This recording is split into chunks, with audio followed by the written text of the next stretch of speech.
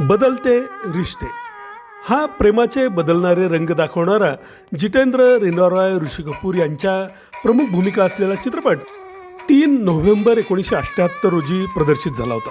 म्हणजे यंदा याला 46 वर्ष पूर्ण होत आहेत. याला जितेंद्र आणि ऋषी कपूर हे 2 नायक आहेत.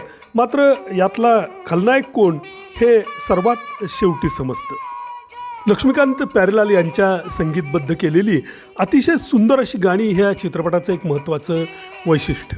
मेरी सांसों को जो महका रही है हे गाणं प्रचंड सुंदर असं बनलं. लता दीदी आणि महेंद्र कपूर यांच्या आवाजातल्या या गाण्यात महेंद्र कपूर यांचा आवाज मला कायमच मोहक वाटत आला. त्याचप्रमाणे ये दुनिया के बदलते रिश्ते है हे गाणं बिनाकामध्ये वार्षिक कार्यक्रमामध्ये 4थ्या क्रमांकावरती होतं.